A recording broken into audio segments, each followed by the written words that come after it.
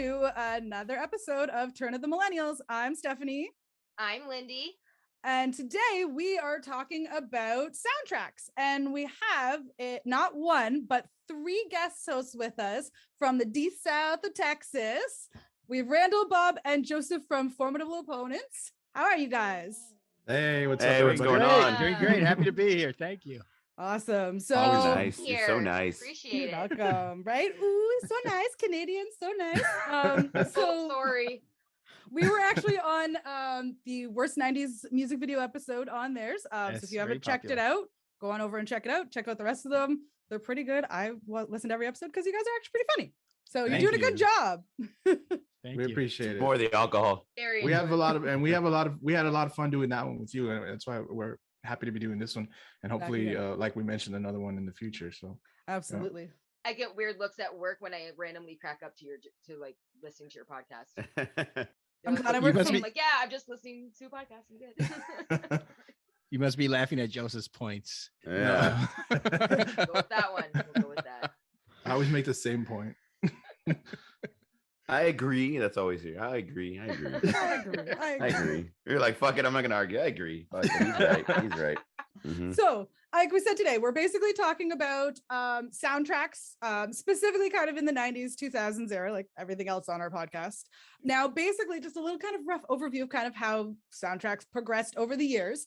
So soundtracks actually started out in the silent film era when in-house pianists or orchestras would play to drown out the loud projectors and add to the movie experiences. Now, based on each movie theater, the music could obviously vary depending on the orchestra or the pianist. So you could almost get a different kind of feel for the movie, but they usually kind of were using popular tunes of the time. Film distributors would also send their suggestions of what kind of songs to play along with parts of the film. The first film with an original score soundtrack was King Kong. It would change movies as filmmakers got to set the pace of the films themselves instead of the in-house orchestras. So you got Jaws and Psycho, ones that really kind of, you hear that tone and you instantly know what it was from. Then the 50s and 60s changed the soundtracks. Artists actually got to make songs with lyrics referencing the movies.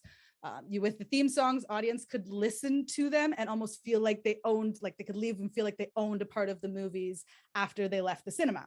The theme song was just kind of a memory they have. And as we all know, music kind of brings everybody together. So you hear the song and you just remember all of those, whether it's the part from the movie it was in or the person you were with when you saw the movie, it sparks a specific emotion. Now, and for us, we're going into the peak 90s for original songs only found on movie soundtrack CDs. So sometimes an artist would make a song and they'd throw it on a soundtrack, but this is a peak where you saw artists creating songs specifically for soundtracks. From original scores came the compilation soundtracks, where filmmakers would license music from artists to include them in their films. Artists have also been commissioned to compile the soundtracks, a la Elton John, Phil Collins, Lion King, all of those kind of things. Trent Reznor does that a lot now. Exactly, and that's led the way to now. Techno metal, Joseph. And then in the 2000s, we also started to see kind of a little bit more in the 90s, actually, because I have this one right here, The Simpsons Sings the Blues, where TV shows would actually start to come out with soundtracks like The OC, One Tree Hill. So you started to get so then even when you're watching your daily or your weekly shows, you could take that piece home with you and just resonate with everything. And yeah, that's basically the history of soundtracks in a nutshell.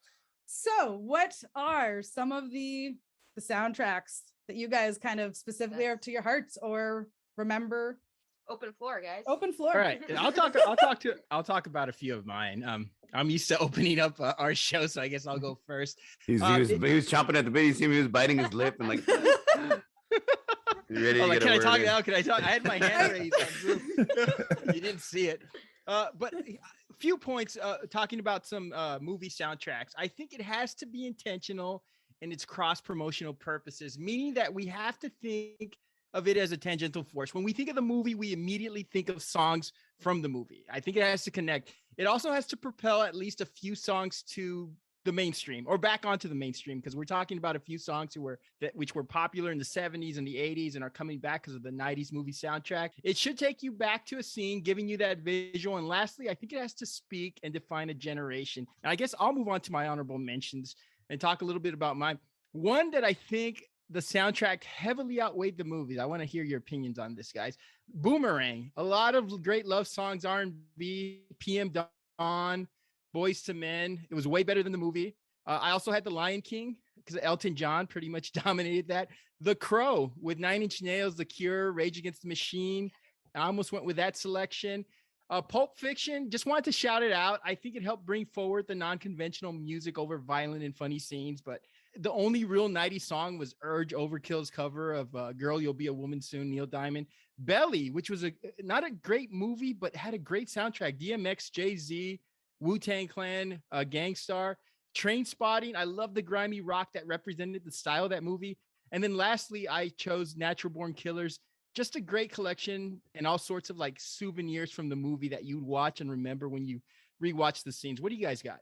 Well, first, I mean, I want to just say that I think that not only is the purpose of, to move along the scenes, they got to have great, situation going on. Sometimes, if the movie sucks and the soundtrack's good, I mean, it can go back and forth, but if the movie's really great and the soundtrack sucks, it's, it's the same thing. So, but also in the trailers too. And one that when you were talking about what you were talking, I remembered when we first saw the trailer to the new Batman movie that's going to come out, the Batman, and this teaser trailer that they were showing had like this I don't know, this different rendition of Nirvana's Something in the Way, a more orchestral type thing, but kept it to the original with the lyrics, and I thought it just was awesome. And not, it wasn't just the movie scenes that we were seeing in the trailer that I'm like, okay, I think I want to go watch that movie. I mean, I'm a big Batman fan, but that song worked perfectly. And I don't know if of course the movie's not out yet, so we don't know if there's going to be any kind of soundtrack. I don't know if that song is even going to come out in the movie, but it was so perfect, and it just set up this awesome trailer. And this is a trailer, not even the movie. So it's to your point, like they got to work. I think they got, and if they don't, it could be a mess. Because can you think of a movie that had like a shit soundtrack? We've all everything that we. Oh yeah, there we go. Go ahead, Lindy. Go ahead, Lindy. Go ahead, Lindy. Like a kiss from a roast. Fuck! Don't even talk. I was just about to mention that. Don't even mention that. So good. I don't think it's Don't quite talk shit about 90s, Seal. maybe late 80s. I can't remember what year. Watched it a couple nights ago. Maximum Overdrive. Oh yeah, Emilio Estevez. The whole thing is AC/DC. Oh yeah. Oh, that's an awesome. Who made who? Yeah, I love that. I love that song. And to your point about the like trailers, there was actually, I remember for Suicide Squad, there was a trailer that had the Halsey song Castle in it. And it was just it was just showing the Harley Quinn part of it. And it made me want to see that movie so bad. I downloaded that song. Song wasn't on the soundtrack. And the movie ended up sucking. And the soundtrack was better than the movie. I like the movie. So, Shut up. I liked the movie up until they got to that, the CGI monster and all that shit. Then are we talking about the old one or the new one? No, the new the one. old one, the Not original the new one. one. The one. Oh, one with okay. Will The Smith original and- one. Yeah. Oh, okay. Yeah. Batman one Forever. sucked. How could you talk bad about Seal and Batman Forever? Dude? I know, that dude. soundtrack was There was a awesome. U2 song on that. Yeah, that that was Yes, there was. that's like the best Hold me, thrill U2 me, kiss song. me, kill me. Yep. Yeah, and it had Mazzy Star, and it had The Offspring, and it had Method Man, and it had the Flaming Lips. It was an awesome. It was a an great awesome soundtrack. soundtrack. Yeah, Great movie too. Val Kilmer was a crappy you got me- Batman, but You got me on the Flaming Lips. All right. Yeah. What about The Wedding Singer? Nobody mentioned The Wedding Singer so far. That good, had a so great, good. great soundtrack. It was all 80s music for the most part. But I'm dying to amazing. see the musical. there is a musical. Dying I've to seen see that. the I've seen musical. I was looking up the I've soundtrack listened, playlist and I saw that. I've listened to the soundtrack of the musical and it's freaking hilarious. Really? Yeah. Who's it's really playing? Who's funny. playing Adam Sandler's role? I don't remember their names, but like based not on Rob the Schneider, music, is they it? sound really good. Like they did it justice, I guess. No, That's cool. I didn't even know about that. But that's They're- really cool. Because I have the copy of The Wedding Singer I have on DVD. It has like a special behind the scenes look at the making of the musical. So Oh, cool. that's how I found out about it anyway. One that I want to talk about, or just I guess if this is like our honorable mention thing, I thought about some like the other day, and I was like, shit, maybe I should have went with that one. Like Last Action Hero had a pretty good soundtrack. Yes. AC/DC. Worst Didn't like even bomb more of the AC/DC. 90s. But Yeah. like I think you know, there's a lot of good action scenes in that movie, and specifically that AC/DC song "Big Gun" in the beginning. I think it worked perfectly. The opening song in the beginning of the movie, I believe, was an Alice in Chains song. I think it was called "What the Hell Have I." Perfect. And I thought about Beavis and Butthead Do America. It's a pretty good soundtrack. Yes, it was. That's a cool soundtrack. Good. And Love and the Roller Varsity Coaster, the Chili Peppers. Yeah, exactly. Yes, Love Roller Coaster. yes. Such an awesome song. So There's a good. good song by Ozzy. There's a bunch of good tracks on there. And I'm sorry, I have to say it. They were going to Vegas for the sluts. Yes. I'm hoping to do some slots myself. Can I ask you guys a question? Maybe somebody could verify this. Somebody had told me that the Red Hot Chili Peppers Soda Squeeze can't be found on any album other than the Coneheads. Is that true? Soda Squeeze. So I'm not sure, but I know it comes out on that soundtrack. To me, that's their best song. That's a great song. Yeah. I actually thought you were gonna mention the Love Roller Coaster, that song, the original, that you're supposed to hear somebody getting killed or Killed something in the background. Yeah. Urban Legends. Urban Legend. Yeah. And then I don't know if you guys found this, obviously I'm pretty sure, but 90s, specifically late 90s horrors, or even just a lot of them, tend to have very lot of like grunge and alternative based soundtracks. Like you had The Craft, you had Disturbing Behavior, Queen of the Damned, we had The Crow already. Lots of these just heavy hitters of really alternative grunge. Queen of the Dam, that's what I wanted to go with, but the movie came out in 2000, I think, or 2001. We're the millennials. We can put it in 2005. Okay. Well, we're flexible. Okay, if we're flexible on that one, in that case, I completely changed my mouth. In that case, I'm changing it to Finding Nemo. But yeah, that Queen of the Dam soundtrack is so awesome. It's like everything that I listened to in high school, and the songs that are all in the film were sung by Jonathan Davis of Korn, because he's the one that put it together. We talked about you mentioned it in the beginning about how nowadays, and we talked about, you know, now artists are actually sought out to put the soundtrack together and do the whole musical score, and it's really cool. So Jonathan Davis did this one. He sang all the songs because he had to be the singing voice, because Stuart Townsend cannot sing, I'm assuming. Great movie though. I love the movie. Yes. But he actually, on the soundtrack, if you're not aware, the record label that he was signed to, or that the band was signed to, didn't allow him to release those songs. So he actually had to get other musicians from a lot of my other favorite bands, like Jay Gordon from Orgy, Wayne Static from Static X, so just, what's his name from Disturbed, to do all the songs from the movie. And it's a great soundtrack. I mean, I love that soundtrack. I thought I couldn't use it, so I didn't go, but I'm happy to talk about it at least either way. So, but remember, it's up there. Better movie? That one's up there for me. Yeah, what was a better movie though? Interview or Queen of the Damned? Interview. Interview for me. Probably Interview. Even though I love Interview is Queen of fucking the creepy Interview too. is great. I think Interview just had a better storyline, Yeah.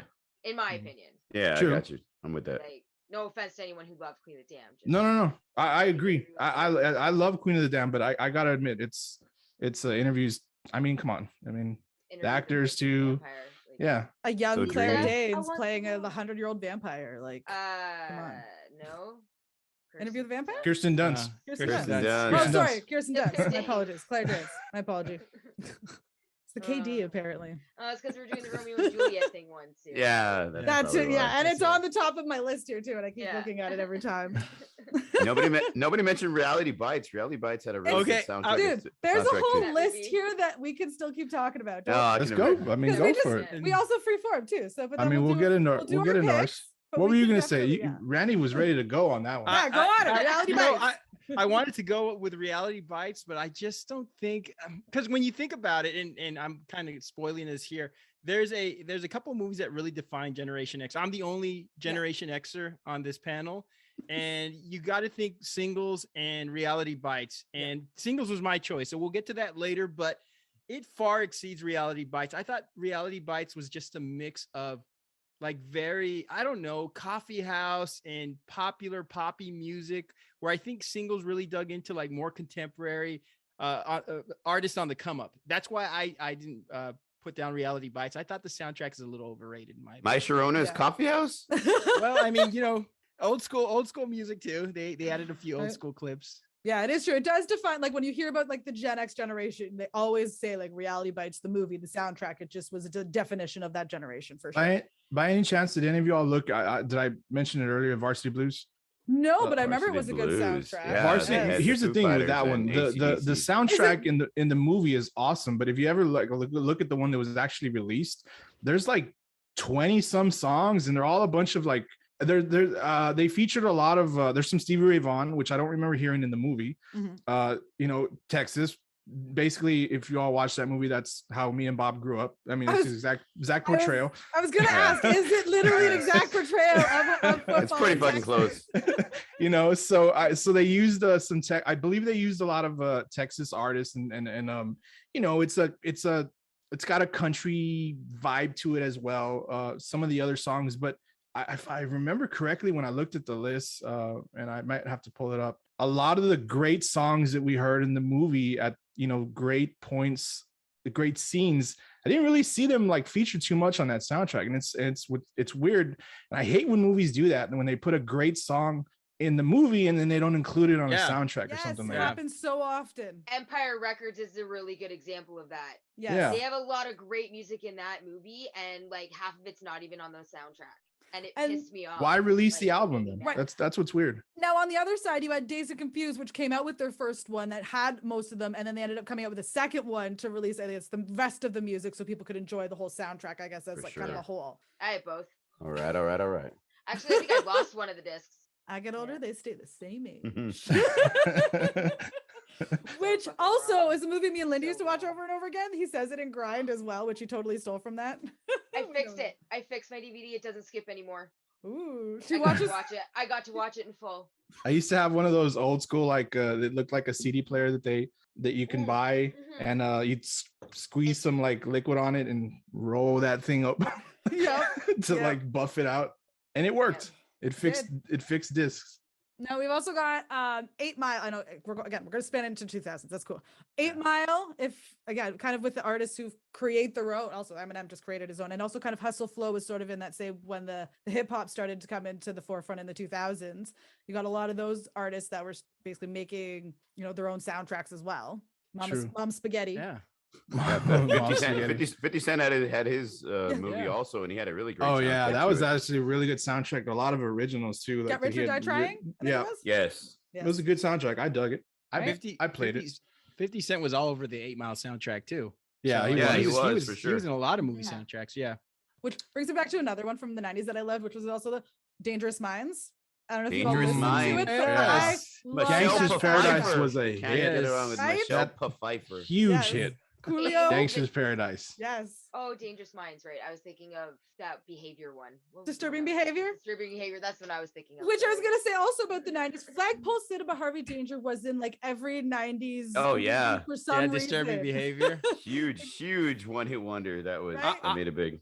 I'm looking at the Dangerous Mind soundtrack. Other than Gangsta's Paradise, I don't know any of these songs. I didn't either, but at the time they were great songs. I loved it. I don't remember it now. I'd have to listen to it again. You know what? I loved it at the time. You know what was Paradise a good? is great too. Always Paradise. Love yes. Weird Al. Yes. Love him. Jurassic Park. You know what was another? If you've Watch that. as far as like I guess a hip hop CD soundtrack. The soundtrack to Friday was actually really good too. There was a lot That of was a good good music on one. that one. Yeah. I mean, it was Ice Cube, and so of course it's gonna have great music on. I think there's. And then next Friday, I don't know what the soundtrack was, but it was. I liked that movie as well. I love the movie, the but I didn't movies pay are attention to the hilarious. soundtrack. Space Jam, actually, which I have right here. Space Jam. You The got to go with Space Jam. Space Jam. Space Jam's your I original love that list, you too. go out and do the CD shot hunting. Right? A CD shot. I have it downloaded like on iTunes, like an idiot. I have 54, which was an underrated movie as well. And Good then soundtrack. Hunchback of Notre Dame. For some Was reason, 50 I still had these. Was 54 like Studio 54? Yes, Yeah. so it had With- Nev with- Campbell, Selma Hayek, Mike Myers, and Ryan Yeah. Felipe. Yeah, that. And they had this Philippi song, dude, yeah. If You Could Read My Mind, with like it was Ultra Nate, Amber, and Jocelyn Enriquez. Such a 90s like So disco fancy. hit. That was a cool movie. I remember watching that. Yeah, it was so good. Yes. Which movie? 54. 54. 54 on Studio 54. Oh. About yeah. Studio 54. Don't think I watched that. Mike Myers, Selma Hayek, and Nev Campbell. And then Trainspotting was another one that also had like multiple Yeah. soundtracks as well. I I remember loved that. it. Yeah. Train Spotting. I love The Train American Spotting. Pie movies had really good soundtracks. Oh yeah, all the American Yes. Pie They movies did, had yeah. great soundtracks. They Yeah. have the American Speaking of Blink 182 like- actually in the movie. Yes. Yeah. Yes. Love When they're that. watching them on the computer, right? Yes, Yes. The Yes. oldest high school kids. Yes. Oh yes, I'm watching him on the internet back Yeah, then. that was Stream. awesome. They got On the webcam, broadcast her that across attached the webcam. internet without her permission. Right? Yeah, that's Fuckers. Well, not Oh, good. gosh. But Fuckers. I mean, a Different 90s times, Lindy. Different times. Different Sorry. time.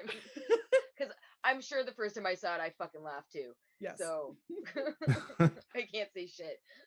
I'm Can't- looking. We were talking about this earlier. I'm looking at the American Pie soundtrack. I don't see "Laid" by James, and that's like the theme Oh, song. to yeah. American Yes. Pie. Yes, Yeah, I it's don't on see the it on there. soundtrack. Isn't it on American Wedding?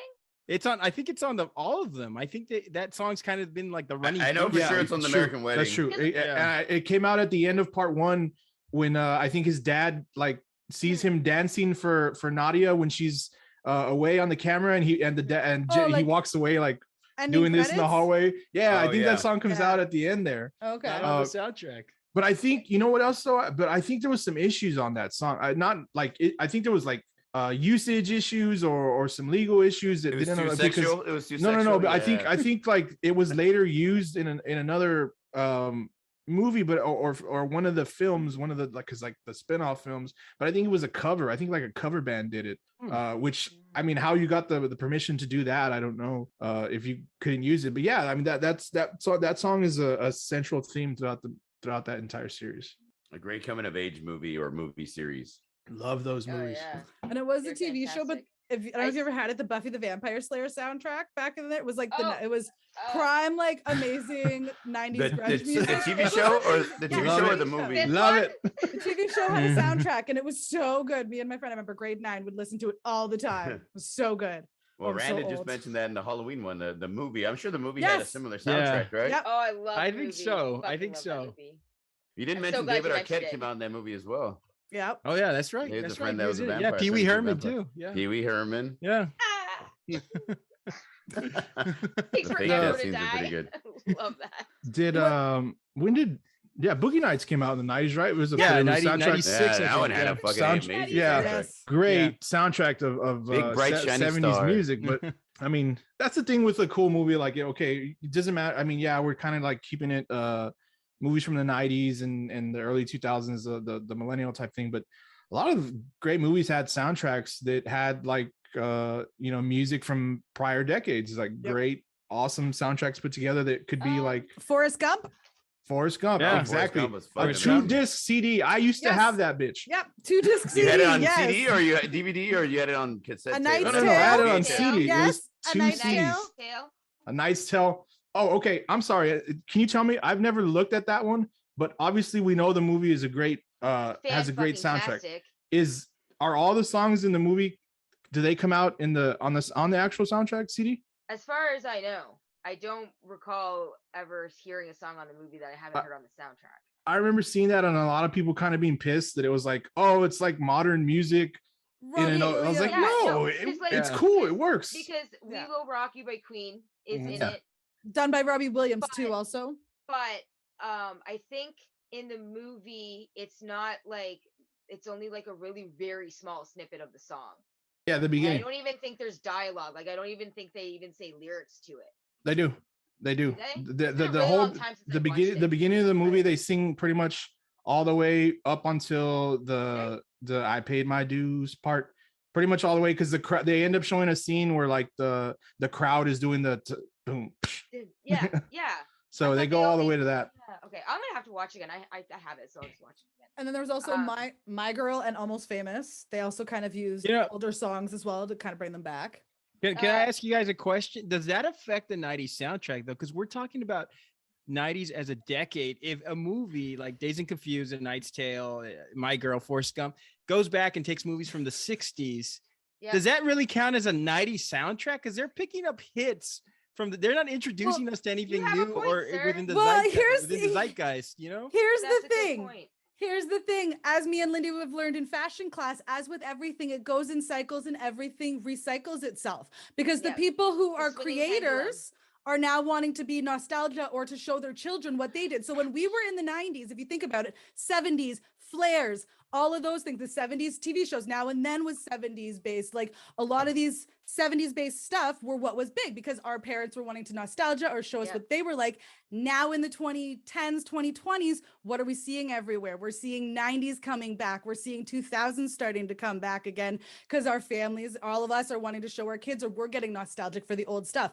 Everything goes in cycles and recycles and new way. Like they recycle, but then they become new in a different way. Yeah. To piggyback on that, it's not just 90s soundtracks, it's 90s movie soundtracks. So technically, if it's a 90s movie and its soundtrack is all 70s, great 70s music, I mean, it still falls into that category of 90s movie soundtrack.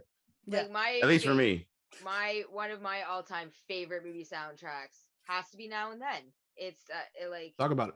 I just I fucking love this soundtrack. The Archie's Knock Sugar, 3 Sugar, times on the Sugar, ceiling Sugar if you was want my me. jam. Yes. Like Sugar was my fucking jam, and I don't even know where my soundtrack is. It's supposed to be in here.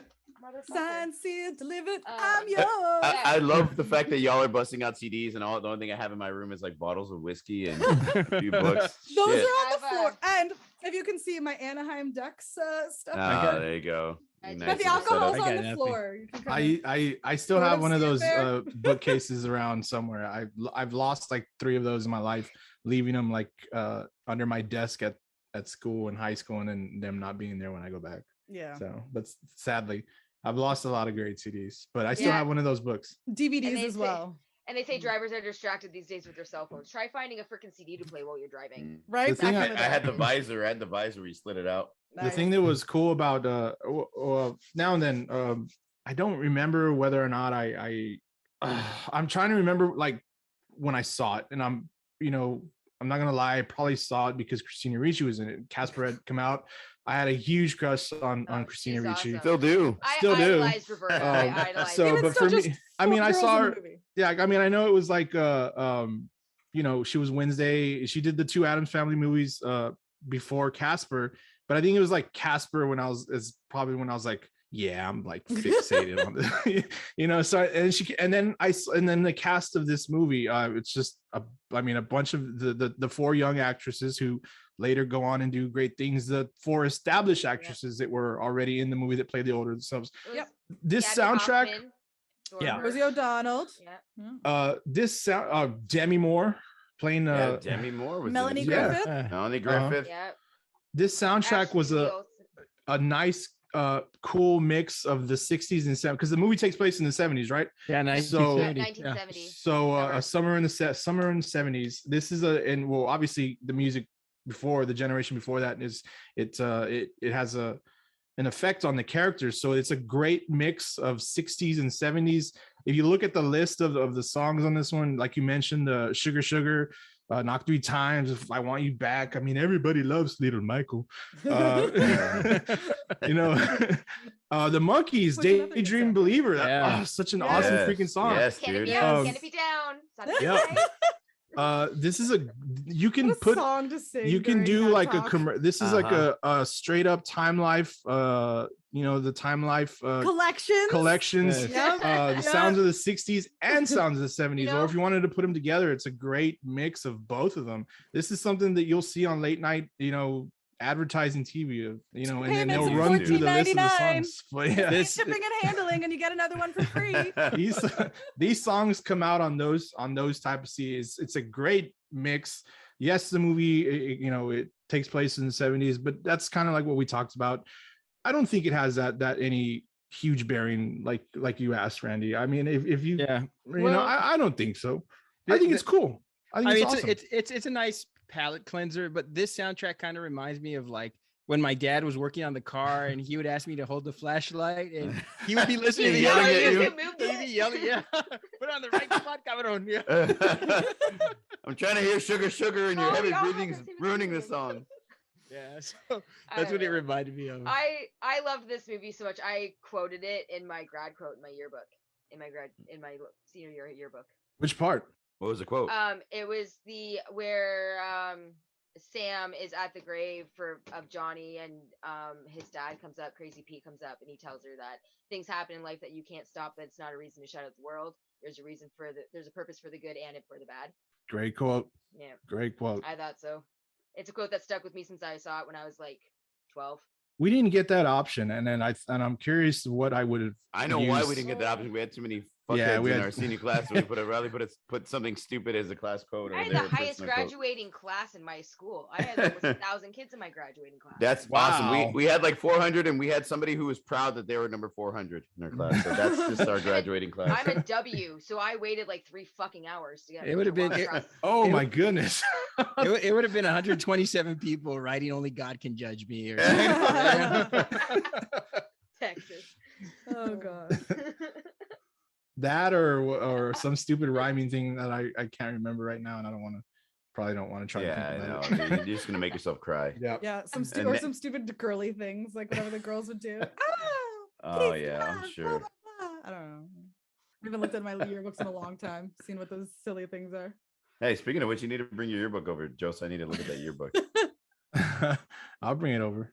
Let's talk about Stabby's pick, that Romeo and Juliet. Yes, my pick was definitely Romeo and Juliet, because I was actually watching it the other day and I was just like, I forgot A, how amazing the movie was. Very true. B, how good the soundtrack was. It was like garbage. You had Everclear. I think there was a 9 Inch Nails song. There was like, it was just such a great freaking soundtrack. And then when the doves cry, that little Quentin Tarver kid in the choir, his voice is amazing. He's like a little 13-year-old kid, I think, or 12-year-old kid. And he sang like a damn angel. Thank you. And then Young Hearts, Run Free, and then Kissing You when they're doing the fish scene, like that. That's the best song on the soundtrack. Yeah, that's a great scene too. Oh, come on, the garbage song. First Down Your Spine. It's so good. Nobody mentioned a great scene and a great whatever. Butthole Surfers, whatever was the best song on that album. So good. Yeah. So that was. Can I share a story? Joseph, I don't know if you remember this, but we were in my car one time and Love Fool came on and I didn't change it. And I'm like, hey, are you okay with these? Like, I kind of like this song. I go, so do I. So we're just, you don't remember when you and I were cruising to Love Fool? Do not remember this story at when all. Your hands so gently touch. That reminds me of How I Met Your Mother with I honestly, we shared gum. 500 miles. So I actually have a funny story about this one. Romeo and Juliet, our freshman year, our English teacher showed us this movie. And it just so happens that we shared a classroom with another teacher. Joseph probably knows.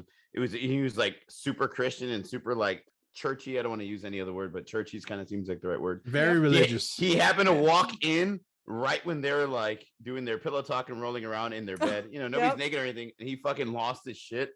And he was like, oh my God, and it's inappropriate. And he's just children. And how could they be? She's like, you're not showing anything. But that was my big moment with this movie. Like, I was like, what the hell? That's not even, and everybody in the classroom was like, not even showing anything. You should see the type of crap we watch on the weekends. Well, and not only that, Romeo and Juliet are supposed to be 13 years old, so you would have been roughly in that age group anyways. You were just watching your on TV. Yeah, it's not like they watched the original old school one, because that old school one is, next time not. Go ahead. No, I had a bias going into this one because the disco songs like Young Hearts Run Free and others kind of put you in a trance for things like meditation, naps, and intravenous drug use. I mean, it was a lot of MTV 2-3 o'clock in the morning Friday night songs. I remember Paul Rudd looking beautiful, and he still looks exactly Paul Rudd, dude. He has to be a fucking vampire. The astronaut. He was an astronaut, right? Yes, an astronaut. Or something like that. She does this like cheesy dance to her. Yeah, she's doing like a cheesy weird dance, and she's kind of like laughing at him, staring at Leo. I remember. I wrote down. I mean, first, like we mentioned, it's a great movie. It really is. It's a great story that we all know. Tale as old as time, song as old as rhyme. We all know it. That's your senior quote, Joseph. That's your senior quote. That's my senior quote. And like we've mentioned, I mean, an awesome cast of people. Leo, Claire Danes, Leguizamo, Paul Rudd with his small little not that too big of a role, but I mean, he's in there. I think Jamie Kennedy's in this movie. I mean, I'm trying to remember everybody that came out in this movie. The guy who plays Mercutio is later huge mix of Lost in that. Yeah, a huge mix Lost. of Yep. the guy who he was in Matrix. He was in Matrix. Mercutio, I can't remember his name. Mercutio, He was in Matrix. Harold Perrineau. Yes, that's it. Harold Perrineau. I want to say his daughter is the main detective girl on The Prodigal Son. You ever see that on Fox? That's his daughter, the one that's like kind of like the love and never mind. Well, crazy. Anyway, but as far as the soundtrack, like number one, Crush by Garbage. Yeah. Yes. Shirley Manson, the goth Courtney Love, I guess if you want to call it. Like, I think she's 10 times better than Courtney Love. Absolutely. But that song, she was the goth Courtney Love. What would you call it? Courtney Love. I don't know how to describe Shirley Manson. Heroin. No. I mean, it's hard to describe her, but great musician, great voice. This song, the lyric, I mean, that opening song, it's that I don't remember if it came out in the film, but it's the number one song on the sound. I mean, the first song on the soundtrack. It was probably the biggest one of the soundtrack. The lyrics are perfect. They go exactly with what the theme is of the movie, you know, this undying love between the two characters. But the soundtrack in itself, it was actually really cool. And Randy mentioned it too. He didn't really know too many of the artists. Specifically, I only knew 5, which was Garbage, Everclear, the Butthole Surfers, and Radiohead. We're bearing Radiohead. The Radiohead song is awesome too. I forgot about that one. It's a nice their song Whatever's badass on that album. It's a nice little mix of like when I first got into the soundtrack, I was like, this is the stuff we hear at like the shady like underground vampire club that people go to at like in the Blade movies. Like you're gonna go die, and this is the music that's gonna be playing. The werewolf bar club in American Werewolf in Paris. Yeah, like it's cool. Like when I was listening to it, like specifically with the first song, I was like, this is like the stuff that you hear like at it's a half club, half fashion show type thing going on in the 90s. Yeah, and it's cool. Like so it mixed, you know, a weird little vibe of like music like that club mix style, and the songs like Loveful, which is like kind of it's the flag bearer song of, it's not even the best 5 song, 5th best song in the soundtrack. It's the flag bearer song. It's the song we all know. Yeah. And I think because of pop-up video, that's why, because they played that shit on pop-up video. So much. Pop-up video, so good. I love that show. The thing with the only 25 years actually for pop-up video. I saw that the other day. 25 years. Jeez. My only thing with the soundtrack was the Everclear song. I thought it stuck out. It's a good song, but it's like, why is this song on this sound? It just didn't feel like it belonged on this soundtrack, you know, a type of one of these things is not like the other type situation, you know, and so it ends up fitting in the movie when you do watch it again, though. That's the thing, is a lot of the songs end up being picked kind of, and that's what I found too, is like all the songs almost fit with the movie that you're and like, I did try to go back and rewatch the scenes and make, and for every part of the, you know, these songs came out, and specifically like I said, that Radiohead song when they show Leo on the beach, that little opening little guitar it was so good. Yeah. Oh yeah, so he's all depressed right at the beginning. He's all sultry or something. Yes. Yeah. Brooding like Batman and whatnot, you know. As only a young Leo could do. So beautiful. Right? I actually had a poster of him from this movie. I loved him so much during this that movie. one where he's like screaming on the soundtrack like No, he's got the shirt on and it's like half done up, but it was like half undone. So it was like, ooh, almost but not quite. I was like a 12-year-old girl. Come on. That was like racy. All right, I've got like a whole bunch listed here. So Not Another Teen Movie. I don't know if you remember, that was a bunch of like 80s movies, like 80s covers basically, because it was making fun of all of the 80s teen movies. Right. The only thing I remember from that movie is like, it's not a Sunday, it's Banana Split. Which is future Captain America. Yeah, I know, that's Captain America. That's America's ass. Right? Molly Ringwald calling out his ass at the airport. Yes. Yeah. He's a fucking liar. That is a good soundtrack. Freddie Prinze Jr. Yep. Yeah. There was Messed, I Melt With You. Like it was definitely a lot of 80s like remakes from like kind of punk rock, I feel like. Yeah. And then Will Smith soundtrack. Actually did. I noticed when I was going through quite a few. So we had Wild Wild West, we had Men in Black, and he had The Nightmare on My Street. Oh no! Yeah. Well, I mean, I don't think we should talk about Will Smith today. I think he's taking enough punishment this week. So right. No, I love Will Smith. I loved all of those songs. Actually, I loved Wild Wild West. I loved the Men in Black songs. They were like, I loved them. The little jazz. Men in Black was a good song. Wild Wild West is a little for me. Hey. Like if I'm gonna listen to a Will Smith soundtrack song, it's gonna be Men in Black. Men in Black. Right. Yeah, you know the well, dance? But we got Cisco the in that dance? one. Come on. Yeah. You know the dance. You know the dance. Don't lie. With the alien? Was it just Make bounce your neck with me? work. Just Just bounce. bounce I with me. remember. Just Of course, I bounce. remember Just that slide damn song. with me. Just slide with me. Just slide. Take a walk with me. Just walk with me. And make your Make neck your work. work. And now freeze. Now freeze. Oh, Yep. South Park. That Do happened. you remember when they had theirs? The bigger uncut, Blame Canada. Oh yeah, Blake Yeah, Canada, South Blake Canada, Park, yeah. of course. Love What would South Ryan Park. Boitano do? Blame Canada, yes. Blame Blame Canada. Canada. It was a funny soundtrack. Canada. Robin Williams doing the song at the Oscars? Yes, that was hilarious. Oh, that was great. Robin Williams. Oh, he was so good. I'm trying to think if any of What? his other movies might have had some decent soundtracks. I think Patch Adams actually didn't have too bad of a soundtrack. If I It's like remember. Good Will Hunting was just all mood music. Yeah, good, a lot of It's not your No. fault. I've never Hey, seen that. it's not your fault. You never seen Really? Good Will You've Hunting? never I've seen never Good Will seen Hunting? you gotta Holy watch shit. it. It's a good movie. Applesauce, bitch.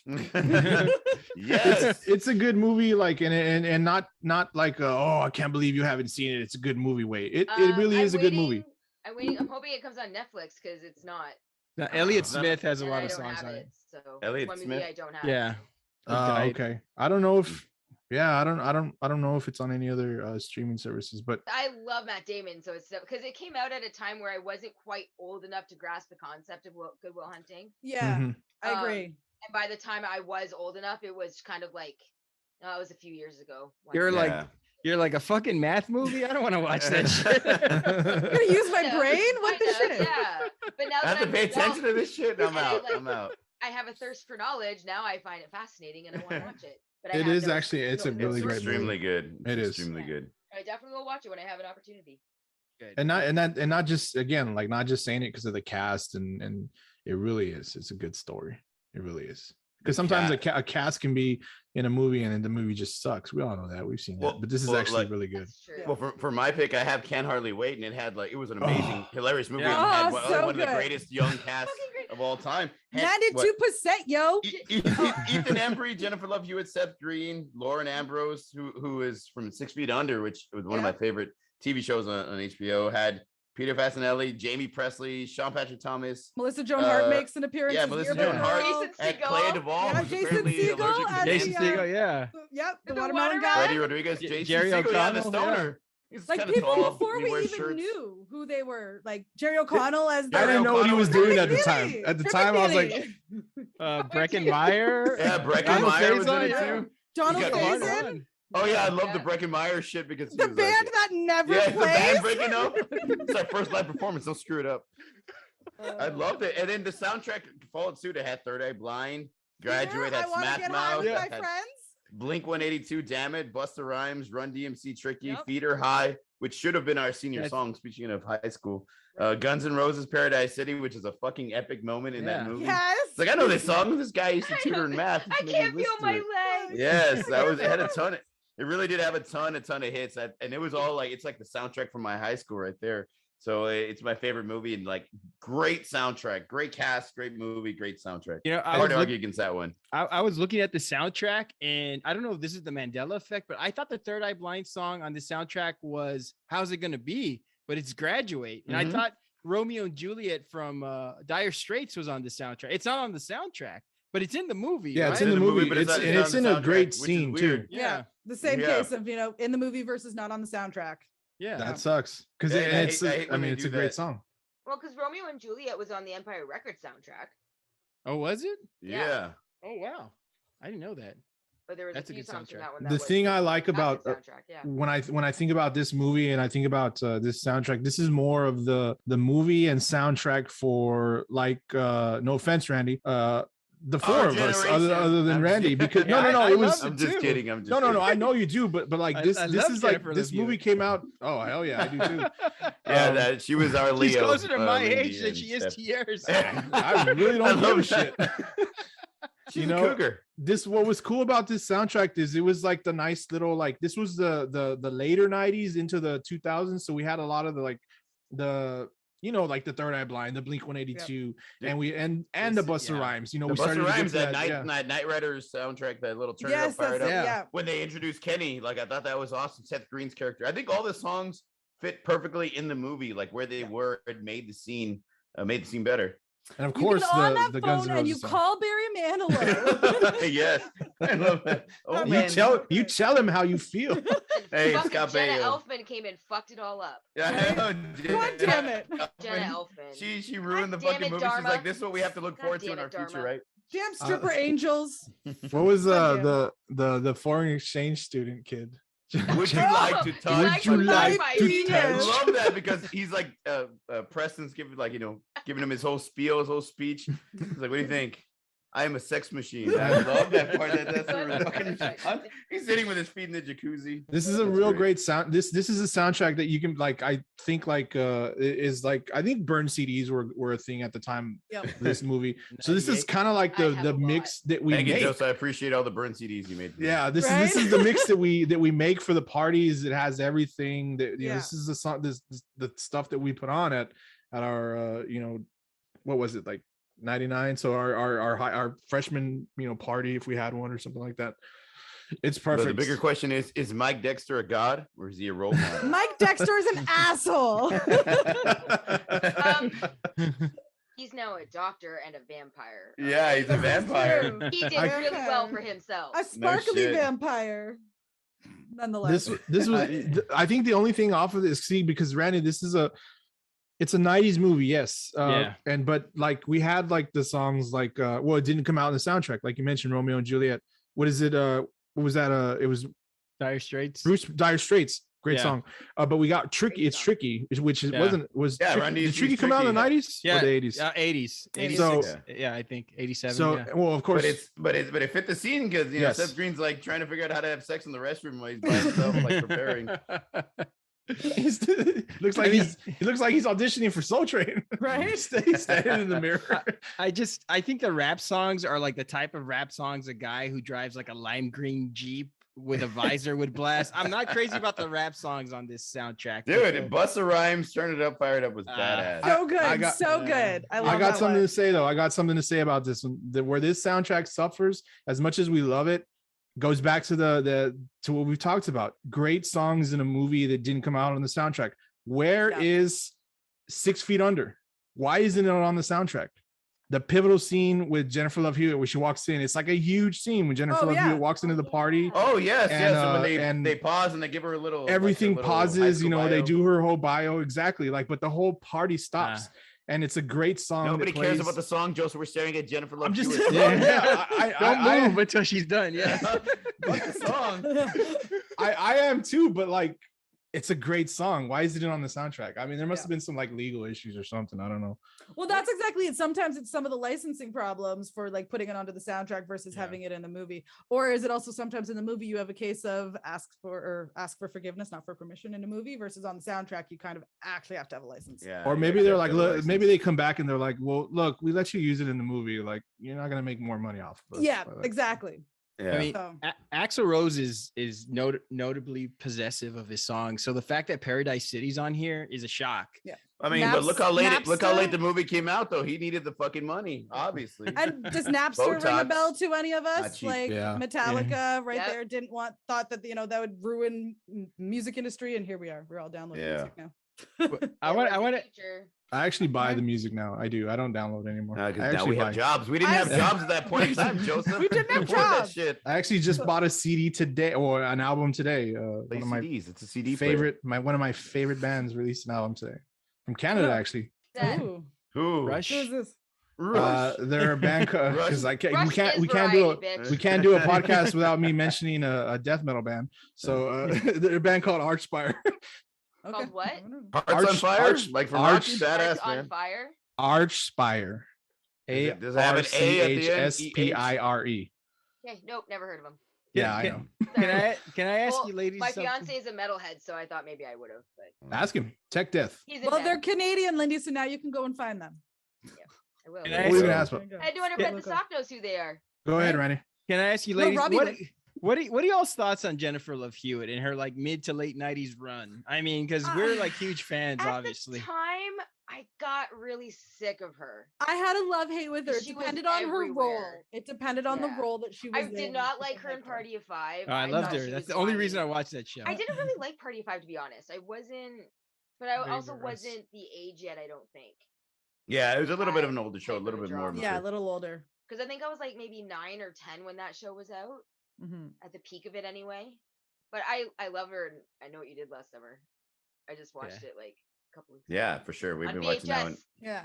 What's she in? We watched it on Amazon Prime for free. It's not really free. Oh, there's a remake. It's on Prime now. There's a TV show. Yeah, I Know really What You Did want Last to watch Summer. that, but I Yeah. haven't.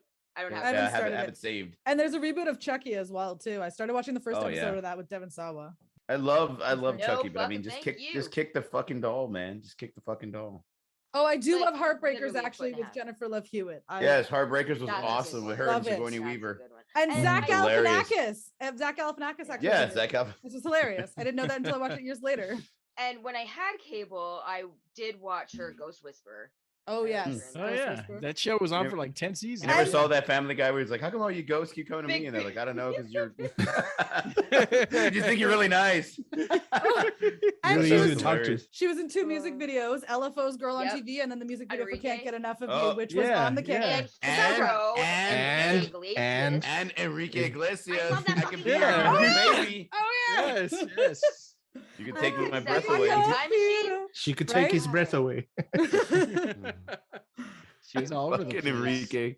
Oh, and House Arrest. Oh, I liked that movie. That was a good yeah. movie. This is Awesome awesome. movie. That was And the very first good. movie I think I ever saw her was in Sister Act 2, Back in the Habit, where she was like Oh the yeah, bad girl. Sister Act 2. I love Yeah. that movie. Yeah.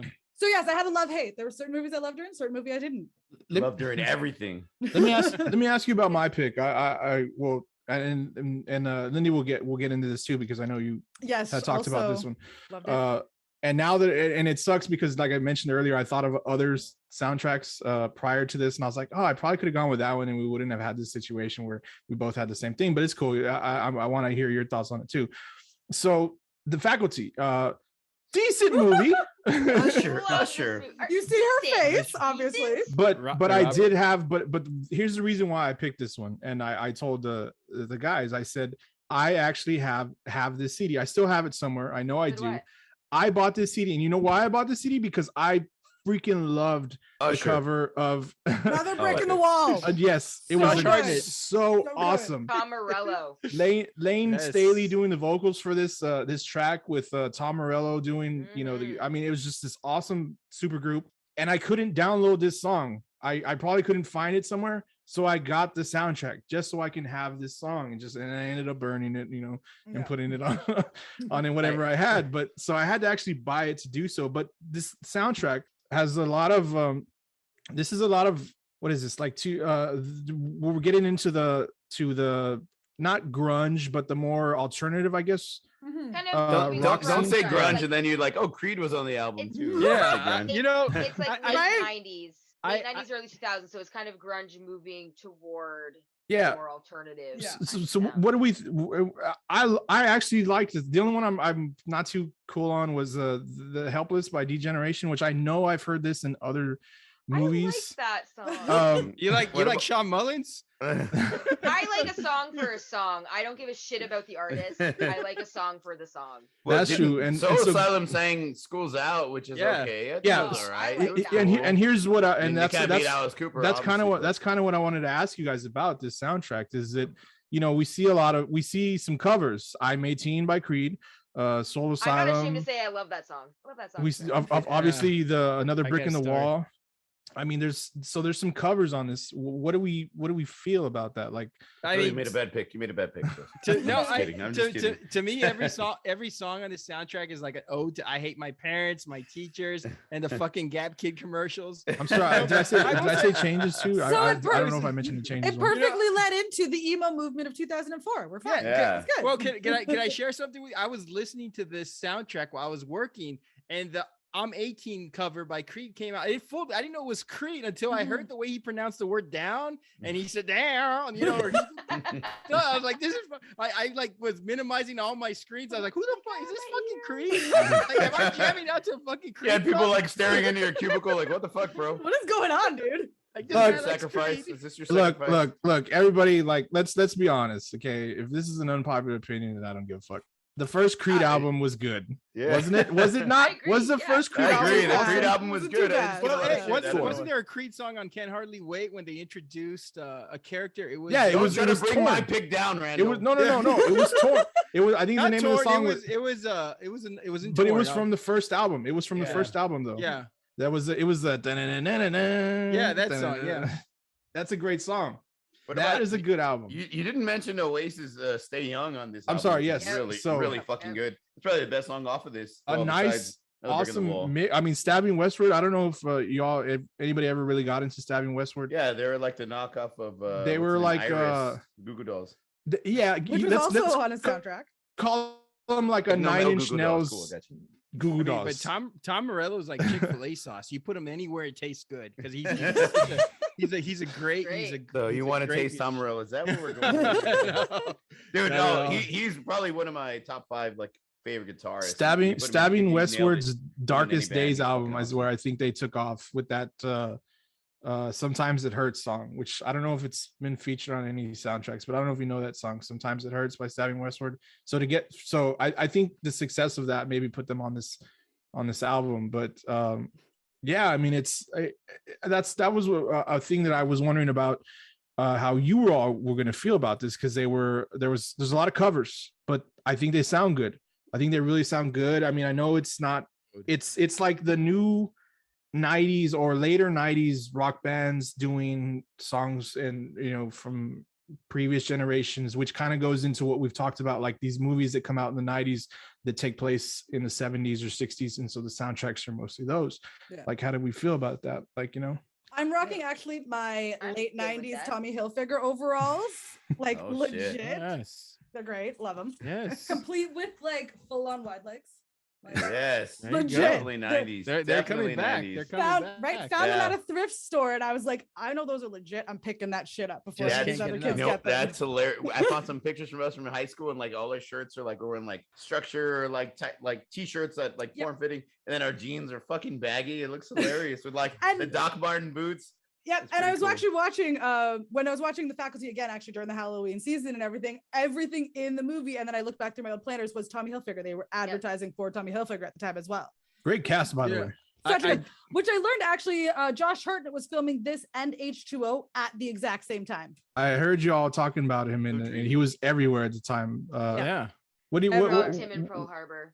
What about you? Great fucking soundtrack. Yeah. Remember, Steph, when I lost it, when DJ Casey stole it and I didn't have it, he gave it back to me like 9 years fucking later. Yeah. What about you? How about you, Lindy? I know you had talked about this one as well. What were you? Yeah. I just really liked the music of it because growing up, like, I was a teeny bopper, like pure fucking teeny bopper, Hanson, NSYNC, Moffat's, Britney, like just fucking 100%.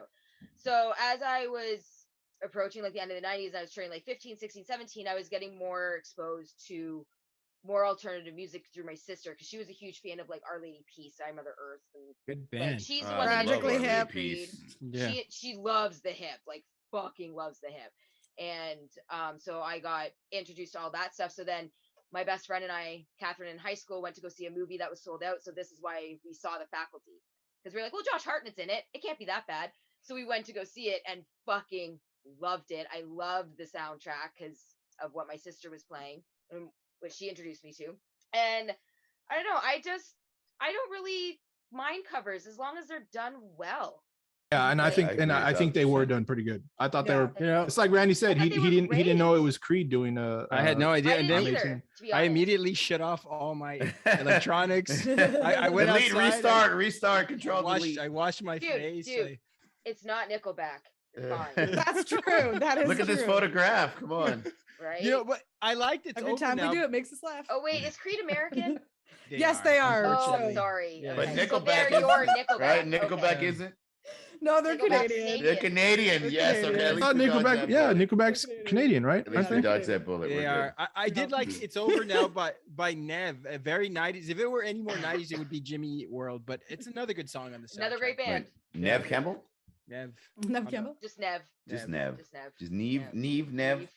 Neve, yeah. Another one in the late 90s was Cruel Intentions, and at the very end, the Bittersweet Symphony that I love that song. And so good. That soundtrack actually was too bad. With her Coke crucifix. Yeah, there was Placebo, Fatboy Slim, Blur, Counting Crows, Marcy Playground. Yeah. Jesus Christ. Yeah, it was a really good soundtrack. Really good movie too. Right? Crazy movie, so high good. school movie. So good. It's when we I love how they made Sarah Michelle Gellar like this huge bitch in that movie. She did play the role like fucking perfectly. Oh yeah, she was awesome in that. Yeah, she was freaking awesome. And then Ryan Felipe I still can't get over and that kiss though. Reese Witherspoon when they first met. Yeah, I'm looking. Oh yeah. And later divorced. Yeah, and now her daughter is like a fucking splitting image of her. Oh my god. Exactly, like hardcore. Like so her, much like her. Identical. Can we talk about the best quintessential 90s movie soundtrack? Yes. Okay, we got to talk about singles because now. I have an argument against this. So I want to hear your side of the story before I get into it. I have that movie. I've never actually watched it. It's a great movie. Heavily grunge influence. Alice in Chains, Pearl Jam, Soundgarden, Chris Cornell, Mudhoney, Screaming Trees. A lot of Seattle-based artists like Jimi Hendrix and the Love Mongers, which was Ann and Nancy Wilson of Heart. It did something none of the other soundtrack selections have done. It took the work of contemporary and at the time mostly underground artists and introduced them to the mainstream. Great pacing.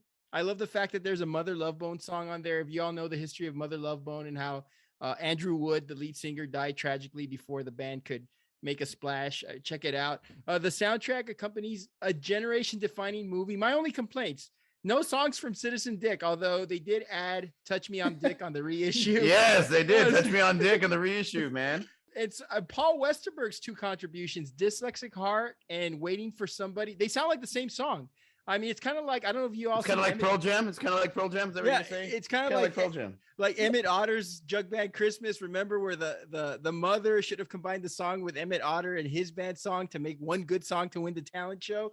Those songs sound the same to me. Those are my only two complaints, but it is the 90s defining soundtrack of Generation X. I think it spills on over through the rest of the decade. I think a lot of people will kind of put it on the shelf because it was so early 90s. But what did you guys think about the soundtrack? Okay, I got my biggest argument. I think on paper, it was the best soundtrack, but then you look, it was all like the B-side, C-side, D, goddamn throwaway songs of the band. Chloe Dancer's not a throwaway song. I mean, besides Alice in Chains Wood, I mean, the song from Soundgarden and the song from who else? I have it here. I mean, shit, dude. He's in a lot of. I mean, and then they had two songs from Pearl Jam on the album. I mean, fucking one song is too many. We know why. We know why there's two. Yeah, I mean, like besides Wood, all the other songs are like the B-side, C-side. Like they're the backup songs for each band. On paper it looks good. Ooh, we have Alice in Chains. Ooh, we have Soundgarden. Smashing Pumpkins. Ooh, we have Smashing Pumpkins. It's like, oh, badass. What song is it? What fucking song is that? Drown. Exactly. You don't know, like, well, we couldn't afford their big singles, so we went with the song they were going to throw away. They remember these guys they weren't famous yet, so they didn't have big singles. Well, that's the name of the fucking movie. They should have had a single. I will say this: Seasons, Chris Cornell, amazing song. That is a awesome song, and that's the highlight, the bright spot of this soundtrack. It's not. You don't like the Seasons by Chris Cornell? Alice in Chains Wood is the highlight of this. I know, but we know Seasons. that song. We know that song, and I'm not knocking Alice in Chains at all. But to Sounds me, like you are, Joseph. It's Chris Cornell, man. It's that voice. It's a great song. I know, like if you're ranking Soundgarden songs, it's not in your top 5. But it's not. It's Chris Cornell. It's Chris Cornell song. No, but that's what I asked. Is it in your top 5 Soundgarden songs? But it's not a Soundgarden song. Well, Chris Cornell is fucking in Soundgarden. Okay, let's go with Chris Cornell. But he has solo albums. Top 5? Is it in your top 5? Yeah, it's in my top 5. Fuck no, Joseph. Fuck no, you're full of crap. But this soundtrack, it's like Randy said, there's the 2 Pearl Jam songs like we mentioned, obviously because he's in the movie. This is a definite you don't know these bands, but you should type soundtrack. You know what I mean?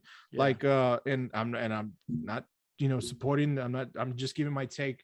A lot of we know who Mother Love Bone is. We know who Mudhoney is, but to the casual fan who only knows anything about grunge because of Nirvana, these are the bands and the songs that were trying to get themselves out there while you were just listening to Nirvana. So I understand the soundtrack, and I get the feel that they were trying to do with this. Like, let's put together. There's a Smashing Pumpkins song on this. Let's put these songs together from bands that you may not know, and like Bob said, they may be like a B-side or something like that. They weren't B-sides. Well, we'll go with C-side. I didn't knock it. I'm giving you my take on on this soundtrack, and I think they did that, and I thought it was cool. I thought it was a real cool concept to put some bands that you may not know, like that you should know, because if you're claiming like, oh, I love fucking grunge, I listen to Nirvana, do you not know these bands? Go for it, Stephanie. You look like you got something to say. Go ahead. Yeah, So, we're done. As someone who hadn't really seen the movie or heard the soundtrack and listening to it for the first time, I couldn't even find it on Spotify. I had to go into YouTube and listen and find it. Yeah, I did do that a few times. I can kind of agree with Bob about the kind of B-side. Like, it did kind of feel a lot like sort of the songs kind of felt very similar. And it wasn't into grunge because it was a little bit too young myself. I was born 85, so I was like 5 or 6 when grunge came out. So I really didn't. My first like rock was Arlie Peace Clumsy, because my cousin was born in like 77 or something. She was Gen X, so she introduced it to me. So someone who's never heard it before, it did kind of feel a lot sort of like a lot of the songs were kind of similar, or like very like meh, nonchalant, like I don't know, they just kind of, there wasn't anything that really kind of stood out for me that I was like, oh, this is a song that like, okay, really caught my ear. They just kind of all sort of just seem the same vibe. But I understand that if it's a song like the generation of like where they are starting, because I think it was 91 when this came out, so that was really at the 92. Very kind of beginning 92 very beginning of kind of the grunge forefront. I can see why it would have been very big at the time. I think it has staying power. Lindy, what do you think? I've never seen it, so I don't know. You didn't see Matt Dillon with his beautiful curly locks? What's that? Matt Dillon, right? Matt Dillon. Yeah, Matt Dillon. Well, it came out in 92. I was 9. So sorry. I think I was the same age. No shit, I was 7. It's a great movie. I was born in 83, so 85 over here. That's me. I'm 85. Mm-hmm. I'm born 85. I keep meaning to see these movies like Singles and Reality Bites. I just haven't gotten around to it yet. I honestly, but I will watch Singles tomorrow because I actually have it with my Empire Records combo pack. There you go. Awesome. Check it out. When you first mentioned Singles, I honestly thought it was Swingers at first, and then I had to look at it again. Swingers is another great fucking movie. So then I had to be like, wait, no, I'm getting confused, and I had to look up the soundtracks. I'm like, okay, so it wasn't that like swing soundtrack; it was more of the grunge soundtrack. Like, not to like get too like, don't shame me too much, but I also like haven't seen Say Anything or like St. Elmo's Fire. What? I've never seen those. St. Elmo's Fire is a good one. John Hughes classics. Because I haven't seen all of them. I've seen like the good ones. I had an popular ones, I guess I should say. I had a sister that was 5 years older than me, so I saw all the John Hughes movies. All of us forced to sit through them. I remember walking into the room when my sister and her friends were watching Reality Bites, and it was probably just because she was with her friends, but she told me like, no, this movie's not appropriate for you. You need to leave. Because my sister's like 4 years older than me. They ran you out. Yeah. So she would have been like 13 when she was watching it. So she would have been like, "It's not appropriate." So I never watched it. Good movie. Didn't change her mind though when she was watching Scream when I was 11. Gave me nightmare for 3 fucking weeks.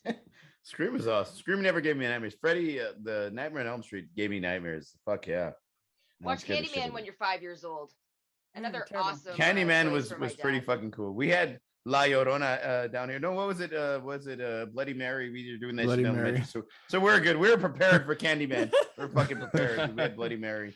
I'm looking at turn off their lights, throw water in the glass, and say Bloody Mary 3 times.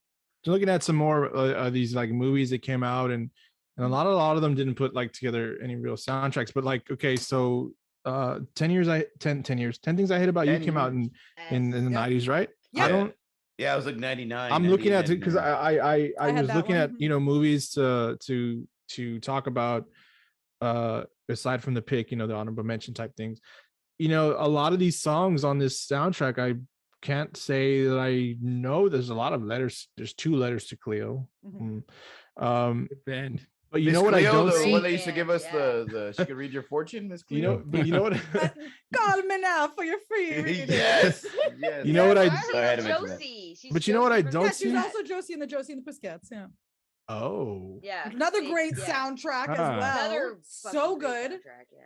What I don't see on the 10 Things I Hate About You soundtrack is that song that we talked about in another pod, we did Semisonic. Yeah, the FNT? Semisonic song. Yeah, it's on there. Oh, there it is. I'm sorry. Yeah, I see it now. Yeah. Slip. Pretty Young Things or something? PYT, Pretty Young Thing. No, FNT. Oh, FNT. FNT. That's it. I knew it was letters.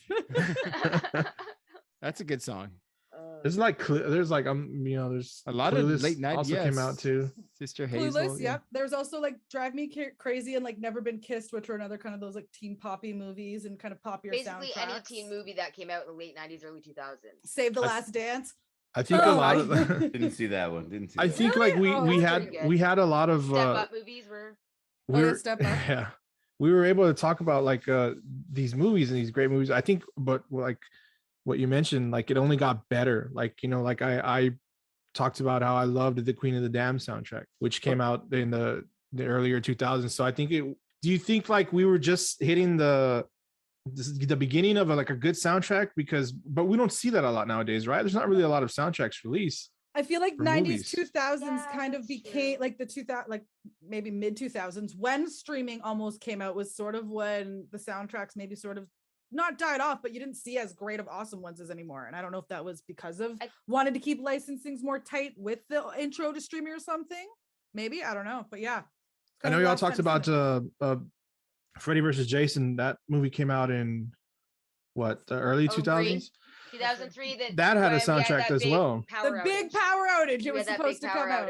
You guys might not have remembered it, but there was like all a huge of power Southern outage Ontario and most of like northern US, New York, and a bunch Michigan, of those were all of it was out. Power outage. Was that what happened in Men in Black? Was that the power outage of 90? Sure, we'll go with that. Right? Yeah, that's the one. So it was the day. It was we had special tickets to go see that movie, and it was supposed to come out that day, and we had to reschedule because obviously there was no power.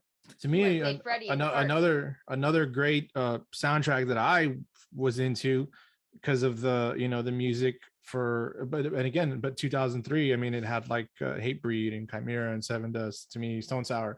I know those. Lamb of God. These are all like. I know those.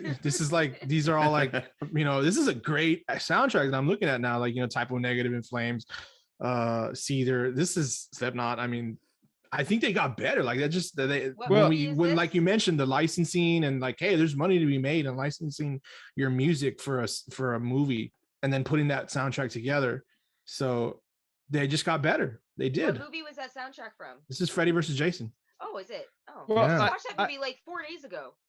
I think there's a huge recency bias because I think in the late 90s and early 2000s when we had the internet and Napster and everything, people started seeing real money in having these because that's when you got like all these like compilation CDs coming out, like now Time Life magazine. Yes, and all this stuff.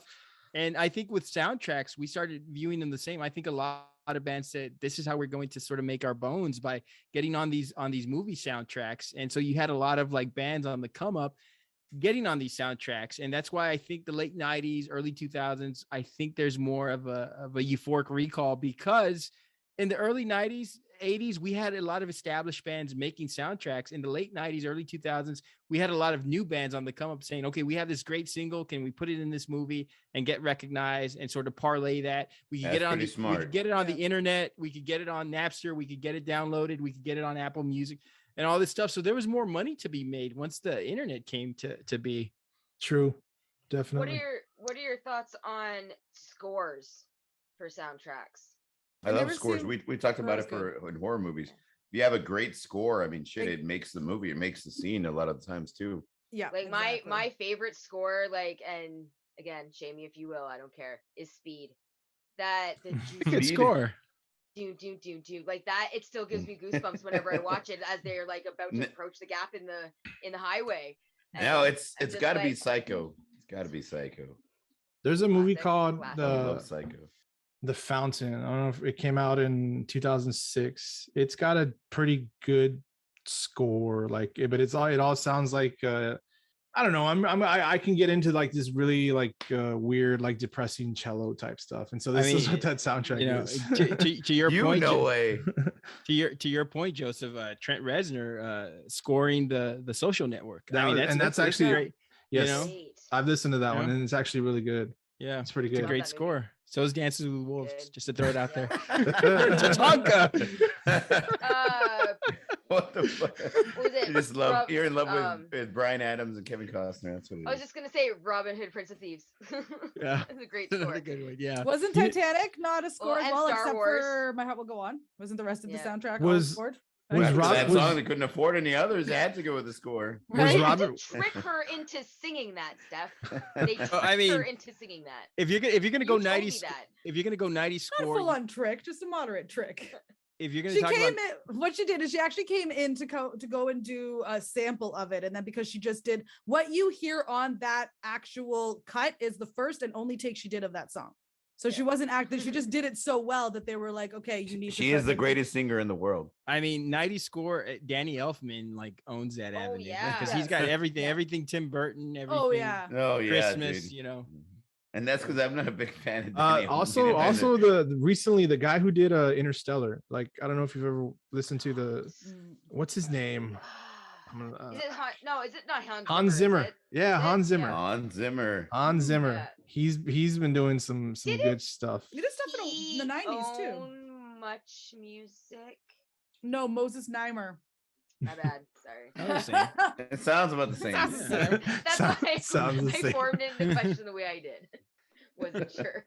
Yeah, there's he did Rain Man, Lion King, Preacher's Wife, Prince of Egypt, which was a good soundtrack as well. Mariah Carey and Whitney Houston, Gladiator, Thin Red Line, Sherlock Holmes, Inception, Interstellar, Dunkirk. Yeah, he's got quite the resume here. Dunkirk was a badass movie. Speaking of Mariah Carey, she should be coming out of her cave sometime soon, right? Yes. She's flying right now. Yes. She's ready to make her $5 million month. $5 million. What is she saying? All I want for Christmas is you. She's like, here's where my royalties come in, just at the right time. When the property taxes are due. Christmas is my season. It's going crazy. It starts. I'm sorry. Not sorry. Tomorrow. On Monday. Right. Speaking of, I mean, it's Halloween in. Oh, because they don't have Thanksgiving next month. We do. Have you all seen the mask? If it's like it's the Halloween mask, Mike Myers mask with long hair, and it was like side-by-side picture with Mariah Carey, and they're like, oh shit, now I can't unsee it. Have you all seen that meme? Yeah. Shit, you gotta see that meme.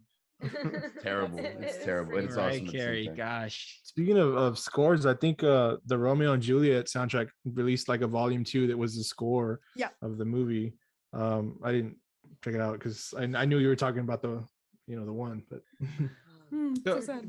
Let me ask you guys this. Why aren't like soundtracks, because when we went to 90s soundtracks where we threw out all these, they're not as big anymore. I can't think of like a movie released within the past 10 years where I said it's all about scores now. I don't Guardians of the Galaxy. Guardians of the Galaxy. She nailed it. Okay. That one's awesome. That's the only one I can think of, but it also, again, it's back to that like 80s compilation sort of CDs. I think it's the same with Deadpool. 70s, 60s, 80s, like that music. I think when the Stranger Things came out, they have that score, that cool little 80s type of score, type of sound. I think a lot of people started doing the same thing, but Guardians of the Galaxy definitely hit on a cool music note. I just remembered a pretty soundtrack. Godzilla, the one that came out in 19 on my list here too. Puff Daddy and the Wallflowers. With me, you fucking covered Led Zeppelin, and you're choosing this one. It's got Heroes by the Wallflowers. And Jimmy Page was actually in the song. So does the Replacements. It's got a Foo Fighters song. It's got a Silverchair song called Untitled. That's a good song. And they had what's his name? Who was the name of the main character? Matthew Broderick. God damn it. There's a terrible. Green Day's Brain Stew is on it. Brain Stew. Fuel, Rage Against the Machine, No Shelter. So good. Well, they had to make up for Matthew Broderick. This is a good soundtrack. I completely forgot about this movie. I'm willing to bet that the soundtrack was like far more successful than the movie ever was. Yes, I like that movie. Yeah, but that's true. I do too, because I don't know. Dude, I'm a huge Godzilla fan. So is my son. I like the shittiest one out of all of them. We the have Crew like of the Frenchmen. Godzilla movies. Yes, the black and white ones are the best. The newest one was pretty cool too. The greatest thing. Oh, I think I bought that for Ryan's. Yes, dude. Yes. And I have this one too. See, I have my son has those, but he already took them out of the pack, and they're like in a pile of toys in his room. I've also got, and they happen to be on the ground, so I can step on the tail. Is that as bad as Legos?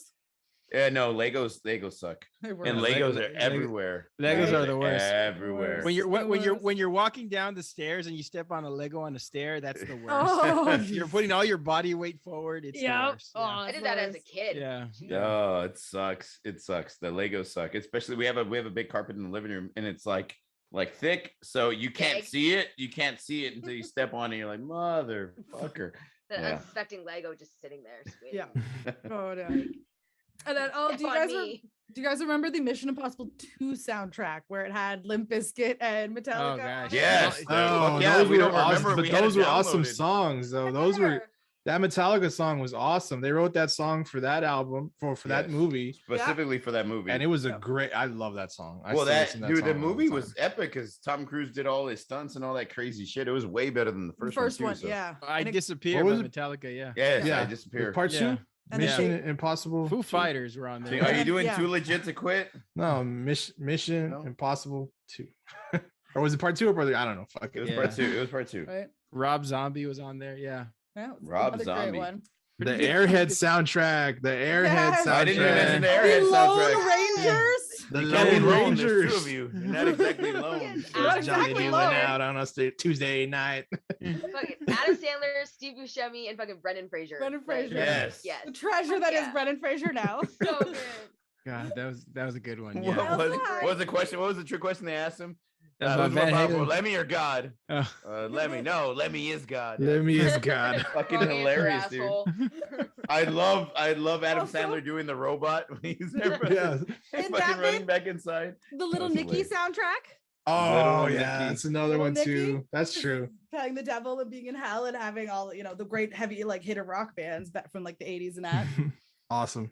And Awesome. the Yeah. This is a good one. Austin Little Powers Nicky was hilarious. Austin Powers Austin was Powers, cool. Had a yeah. lot of old American Woman and a bunch of old classic rock songs. Yeah, Madonna was Madonna, on there, Beyonce, and then the Ming T, which was like Mike Myers' Oh, yeah. band. Okay, for- let me just say this: Beyonce, okay, she's fine with me. I'm okay, whatever. But that she wasn't very good in Foxy Goldfinger. Cleopatra. Yeah, She wasn't that good. was like it wasn't very good. It wasn't very good. I think who's the original one? She still looks great. What's her name? Elizabeth Hugh Grant's. Elizabeth Oh, yeah, Hurley. yeah. Elizabeth Hurley, Yeah, oh, fuck, yeah. dude, she's like Her- 60. yeah. She's beautiful. I don't know. She- I didn't understand that why did she come out in the beginning of the second one if she wasn't going to come out? I mean, I don't know. That's just something funny. Because you could do Well, I a mean- cameo in like an hour or a day's worth versus like being on set for like 2 or 3 Yeah, months if well, you have plus, like, scheduling it- conflicts. Whoa, the And all ghost, the- the ghost, the ghost. And It all was the the dog. Sorry, the Okay. dog came in and then he ran back out. And all then the James, it's because it all the James closed. Bond I movies know, had a right? new Bond chick. She was just one of the Bond chicks. And Oh, then was she? I remember this one again. It was one made solely for completely the movie Oh Brother, Where Art Thou? Oh yeah, yeah. Soggy Bottom Boys and Talking about yeah. With And it George was Clooney? considered a Yes. musical? Yeah. Yes, okay, I know what you're talking about. Yeah, it was Would kind that of a movie movie be musical. considered a musical? I don't know. Would it? No, I don't think so. I think it's a. I mean, because they were guys who were singing. I As don't a think it's a group. musical. So they're a fucking barbershop quartet or what? Yeah. So I don't know. Okay, it's like a semi-musical. Were they Right. blowing in jugs? Yes, There's I that- think so. you know what, there's that- Weren't there's they? Weren't they? No, blowing? No. There's some actually really good songs off of that soundtrack. Yeah. There's where that guy's playing I can't remember the name of the song, but he's playing it like in front of the campfire. I think it's like it's hard time. Hard time. Hard time killing floor blues. Yeah, that I is a know that great so song. Yeah. Yeah. Such an So awesome. we're talking song. about Three Amigos, right? Like California Moon keeps Yeah. shining. Is that what we're talking about right here? Hard time killing floor blues. That's a great song. I didn't know any of these songs other than I Am a Man of Constant Sorrow, which they sang like 7 times in the movie. And you it know? played so much. It actually became released at the time, so they played it so Yeah. much on like Much Music and that. Oh my god, you Awesome. literally I couldn't leave Much Music on because it was on like maybe once an hour or All the much time. more music or something. Like, Much it was more always music. on. Yeah. Another that's one good. that was on all the time was Coyote Ugly, Can't Fight the Moonlight on Much More Oh, Music as oh, well, yeah. all the time. Yeah, Coyote Ugly was Yeah. cool. Which Coyote Leanne Ugly. Rhymes did a lot of the songs for that one, or all the ones that the girl sang. So she Yeah. was another artist that was kind of contracted for it. You know what was another good soundtrack to me? Movie came out in 2006, I believe. The Black Snake Moan soundtrack. I don't know if you Oh, ever Black saw Snake that Moan movie. was badass. It's an interesting movie, but the You just soundtrack is mentioned it because awesome. It's because Christina Christina Ricci's Ricci's in in it. it. Yes, Ricci's in exactly. it, That's right? why I saw it. Sorry, She was what? in it. It's Christina Black Snake Moan. And Samuel Jackson. Don't think I've Yeah, seen that. the Black Keys are on it. Yeah. Mhm. Very Uh, good, yeah. Actually, Samuel L. Jackson sings like two or three songs. Really? And oh no. Sorry, Okay. continue. Just Like a Bird Without a Feather. That was a great song. It's a song that he sings in the movie, and it comes out on the soundtrack. That would also be a great senior quote. It's actually an awesome scene. He's like pissed drunk. He used to be a musician, and he goes home. He's drunk. He's thinking about his ex-wife that left him or something for his brother, I think. And he gets the guitar and starts playing this song called Just Like a Bird Without a Feather. And he sings it and he plays it in the film, and it was awesome. And he passes out. Sorry. Great. But that was another one that too. That blues. I love like those movies that like to have that blues soundtrack. That really awesome. Oh yeah, dude. You know, I'm from Texas. So. I'm looking at the top 4 highest grossing movie soundtracks right now. Titanic's number 4. I knew they were gonna be on that shit. Dirty Dancing's number 3. Okay. Guess what the top 2 are? Do you know what the top 2 highest grossing? The Bodyguard. Bodyguard's number 1, and number 2. The Bodyguard. Yes, number 2 is Saturday Night Fever.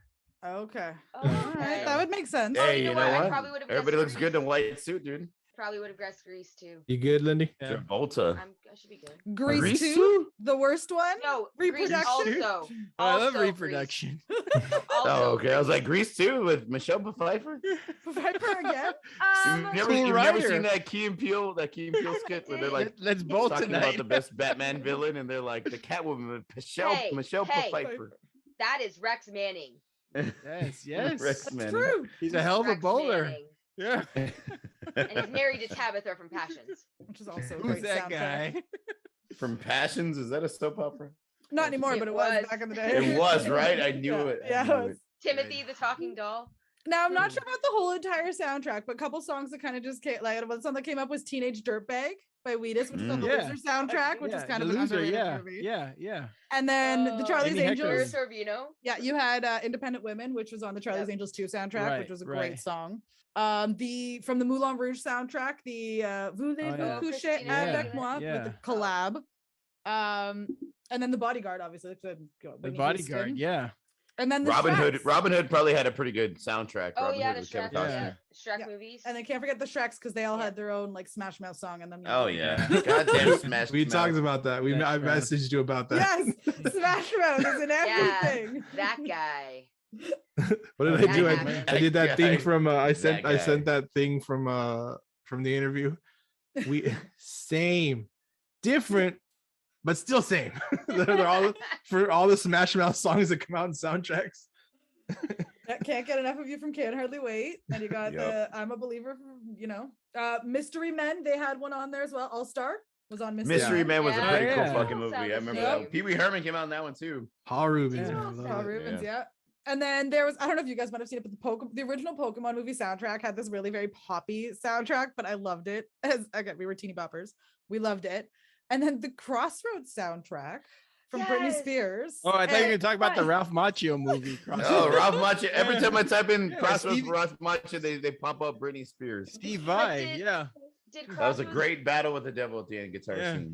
Was there an actual Crossroads soundtrack released, or was it just her album? No. There was actually one that had a bunch of her songs on it, but they had some of the other ones as well. Pee-wee's Pet Adventure, which was another soundtrack. It's the only score soundtrack I own. Well, actually, this one and Beetlejuice and some other ones, but I mean, I had to have this one, The Breakfast Machine.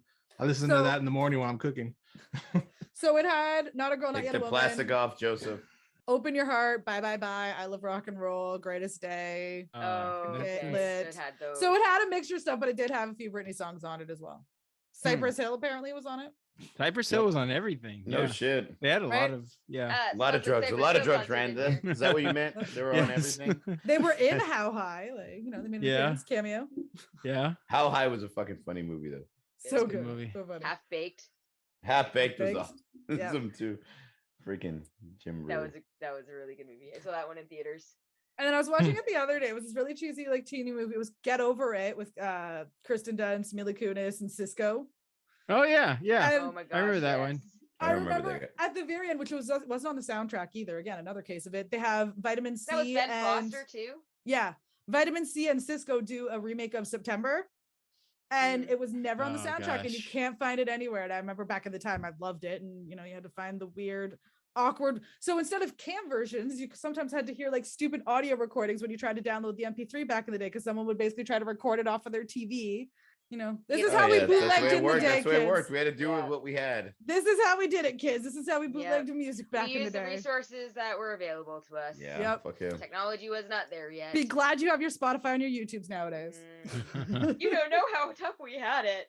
Uphills both ways and snow up to here. I don't know if you guys have heard those ones. Sorry, that was that's Joseph right there. He loves snow. That's our woes.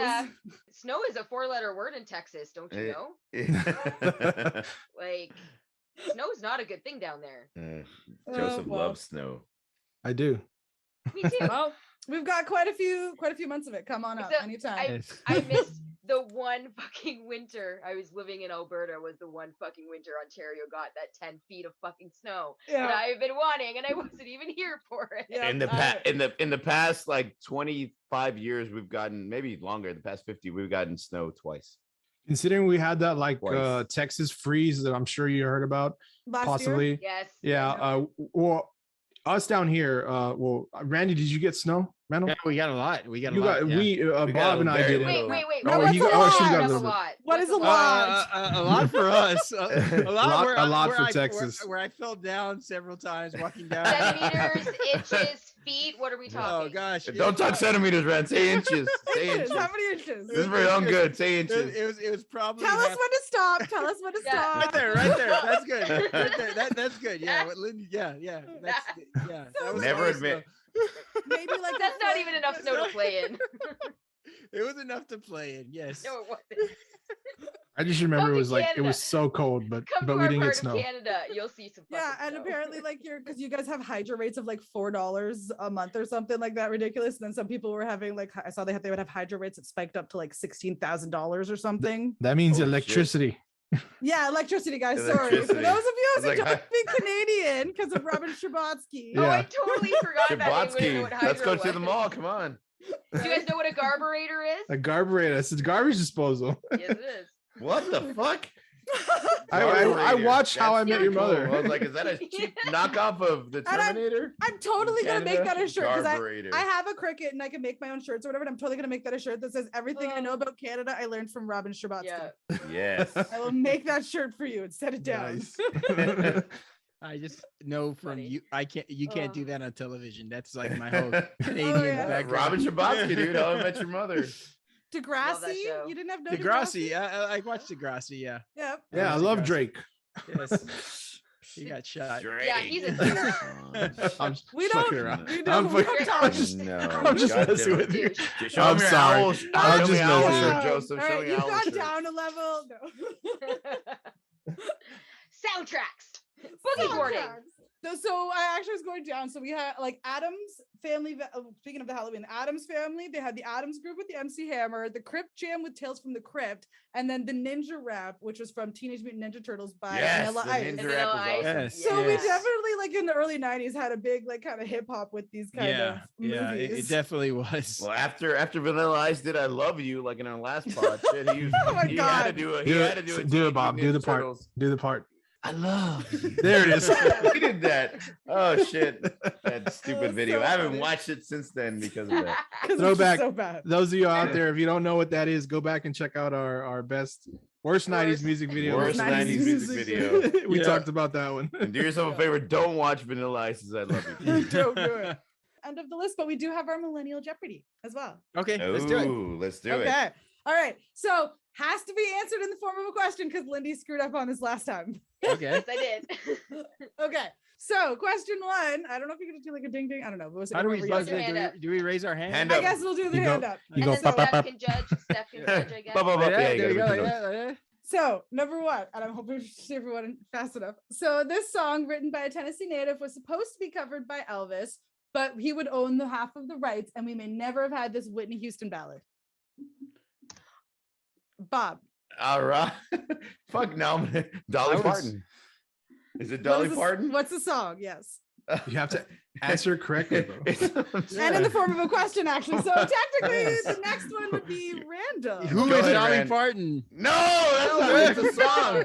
I'm gonna raise my Song. hand. Who again. is, what is I Will Always Love You? No. You get passed up. You get passed up. Lindy, go for it, Lindy. What is I Will Always Love You? All right, You there got we it. go. What? How was I wrong? You said the artist. You were supposed to say Dolly It the was the song. Okay. You So, need the yeah. song. We fucked up. Listen. I had it. I said Okay. Dolly Parton. I had it. Okay, so next one. Hold on. Originally written in 1987 as an embarrassing experiment and later recorded in 1995, this song was the second but biggest single on this soundtrack behind Hold Me, Throw Me, Kiss Me, Kill Me. Lindy? What is Batman Forever? Yes. Okay. See, I had it. I didn't know if you were talking about the song or said- the album. Yeah. Dude, that's U2's best song, by the way. It is. And I guess, no, when I was reading no. through about that song, he's like, he didn't even want to record. He was like, it was a song I did. Like, I wrote it back in like the 80s and it was just an embarrassing experiment and No. then eventually recorded it later. Randy wants to hear the Ross and Rachel song. What is that? With or without you? With or Without You. Yeah, With or one of the Without. favorites. Yes. Yes. Lower your hand, Bob. I always think of that scene when I will hear not. that song. I'm ahead of the game. How do you lower your hand? Okay. I don't know. lower I think it just Lower goes away. hand. Lower Okay, Okay. gotcha. I got So we it. I got 2 more questions. So while recording her Certified Diamond soundtrack ballad, this Canadian chanteuse was in a horrible mood and kept thinking, sing the song, then get the heck out of here. She already got it. Lindy? Who is Celine Dion? It was Celine Dion. I'm glad I didn't Yes, answer that question correctly. Getty Lee from Rush. Okay, and then the last one. I don't know how anyone knows. Okay, so U2 Hold on. and Celine Dion were some She's of got to the lower her early... hand. There we go. Yeah, okay. Yeah. So U2 and Celine Dion were some of the early contenders to sing this rock ballad from the highest grossing movie of 1998. Ooh, U2 and who? Celine Dion. Oh. Highest Repeat the grossing question. movie. Repeat the question. So U2 and Celine Dion were some of the early contenders to sing this rock ballad Joseph from the Googling, you fucking highest cheater. grossing movie of 1998. I can see the reflection in your glasses. Yeah, you can see the Google. He's trying to look away. He's trying to look away and Google. Tip your head Use your down. phone. Tip your head so you don't see the reflection. Trying to Be a better 19 cheater. Rock ballad of 98. not Rock Ballad of '98. Oh, I don't know. what the fuck is it called? I'm not very good at it because I don't have the answer. 98, a movie in 98. Oh, Oh, Like he's acting surprised. Don't act What surprised. You is- know, you Googled it. Tell us the answer. Why didn't I they close IMDb my on your eyes. glasses? I don't want to fall Yeah, asleep, but I miss you. Oh, That's shit, what it's I'm saying. Rico. I got my hand raised. That's Armageddon Aerosmith, baby. yes, yes. Yes. So apparently, yeah, U2 and Celine Dion were some of the early ones, but obviously Celine Dion had just come off of Titanic and didn't want to. Really? And yeah, so wow, that would not have worked. right? That We is, I wouldn't don't have want to had- miss a thing. And then One of- obviously One of my once best the- friends sang that to his girlfriend while I slept over at his house. It was very awkward. That would be. He was really singing it to him. He just pretended he was on the phone. I was pretending I was asleep just in case. Just in case. Oh, I don't Lord. think that song wouldn't have worked. No, and then obviously when Liv Tyler Yeah. was cast in it, they asked, if Steven Tyler Who- would who- eventually do it. Who did they? Who wrote it? Do you know? Yeah, it was Carol. What's her name? Baskins? No, not Carol Baskins. Carol fucking Carol. That Did bitch you see Carol the- Baskin. Have you guys Have you seen seen the the trailer preview? for part 2? For Yes, Tiger dude. What the hell? The trailer. Tiger 2 Part Yeah. 2. Yes. I keep telling Joseph to watch it. He hasn't watched it yet. That's Lindy, like go the greatest watch it thing- after this That's too. the only good thing that came out of Wait, 2020 was sorry, fucking has- Carol Baskins. Have one of you guys not seen Tiger King? Joseph. I told I him. Like, watched I've it. been I telling watched him. Oh, Fucking dude. Carol Baskin. Fucking Do it, Carol fucking Baskin. It was, Carol it was Baskins. Dion, Fucking do it. Diane Fucking do Warren, it. by the way. Diane Warren. Diane Warren. Diane Okay. Warren. Yeah. Diane Oh Lane. yeah, Not that everything. Not that bitch Carol That's Baskin. that bitch Carol Carol Baskin. Baskin. Joseph, how do you know what? This is totally gonna. I'm never gonna finesse. It was this that coming bitch from you. Diane Warren. wow, that's actually, you know what? That's a real cool piece of music history. I didn't know that, and that song, I don't think that would have worked. I don't hear it. I can't hear. And this is because she's the greatest singer in the world. And you but two, you know, it you just two was up. You two was up for it too. You said. Yeah, that's what I was reading. Bono would have stretched the shit out of that. No, Yeah. no, he would have. He'd have been Like he too does his overdramatic. leather pants. Yeah. yeah, it had. Okay, Terrible, I can see that. terrible. Yeah, so they got Liv Tyler, and of course, have Steven Tyler do it with It was a Aerosmith. beautiful Yeah, song, Yeah. beautiful music video. right? Great fucking movie. And I guess he had broken his leg or something like that. So if you watch the music video, he's actually like sitting down the whole entire time. Yeah, I didn't know. Well, like I said, all it takes is Bruce Willis to save the fucking world. Bruce Willis, baby. Yeah. They're like, okay, sit down, Ben Affleck. Bruce Willis got this shit. Okay. You had a good try, Ben Affleck, but sorry. Yeah, sit the fuck down, bro. You can try Batman later on. Yeah, maybe you can save the world. Dare he not do more to not let Bruce Willis fucking sacrifice himself? I know. Jeez, what a jerk. Fucking Ben Affleck. Like, come on. But you the bomb in Phantoms, yo. You're no fucking John McCain, but yeah, you was the bomb in Phantoms. Yo. Yes, that's a great fucking quote. Yes. James Another movie I only watched because the movie we went to see was sold out. No. You and me went to go see it on the first day of school on grade 11. No, we didn't. Yes, we did. Did we? Yes, we did. Yeah. We had to go back to your house and you had to change your shoes. And when we went to Conestoga Mall, we saw it at Galaxy Cinemas. It was the first day of school. All right, we'll go with very that. Specific. It must have happened. Grade 11. Yep. It's the bullshit's in the details, right? So yes, just like y'all heard "Love Fool" by the Cardigans on the way over there. You just don't remember, like Joseph. Holding hands, softly touching, sharing a moment.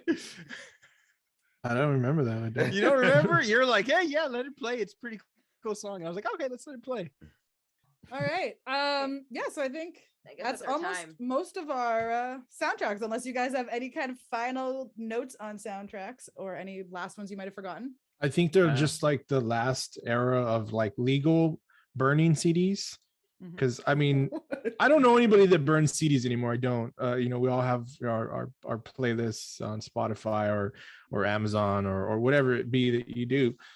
So I don't know. It was cool because like how we talked about how the soundtracks were more of the 90s and the early 2000s thing, where movies were actually doing this to, like you mentioned, make money off of not only the movie, but let's make movie off of the music that we were able to use in the movie. Hopefully get some of that back, because you obviously got to pay the music, the artist. So yeah, it's a trip, like that last little time in our lives where we're buying legal mixed CDs. I guess it's kind of cool. I like the transition, but like seeing all the scary movies recently, because it's October, all the scores and the original like horror movies were amazing, and they like fit the movies perfectly. And I think as it evolved, I think it became real commercial, like you said, Joe. So like, we'll make money off the fucking soundtrack as well as a movie, and we can get all these popular bands and kind of bring in their singles and all that good stuff. But I love the scores from the old Alfred Hitchcock movies, the Psycho movies, the Vincent Price movies. I think they fit those movies perfectly. I feel like you almost appreciate them a little bit more now, watching them, going back to the movies and be like, wow, okay, these really do fit. Like at the time you're like, okay, yeah, these are cool soundtracks, but now you're like, okay, this person really chose well and did like really good with like choosing this to fit with the movies and things. Yeah, I agree. Real quick, is there a song that you heard like on a soundtrack from a band or somebody that they weren't like big or huge, and then afterwards they, because maybe of that appearance in the movie or whatnot, they blew up? Yeah, it was Berserker and Clerks. Yeah. Hush by Kula Shake. On the no, I can't think of any. Like there's a like I don't know if you ever seen that movie, Something's Gotta Give, with Jack Nicholson and Something's Gotta Give. Helen Hunt. No. Yeah, Helen Hunt. No, I'm sorry. No, the one with I didn't see anything. Just your tits. Yeah, it was Diane Keaton. Diane Keaton. Yeah. Diane Keaton. I love that movie. Something's Gotta Give. Awesome, dude.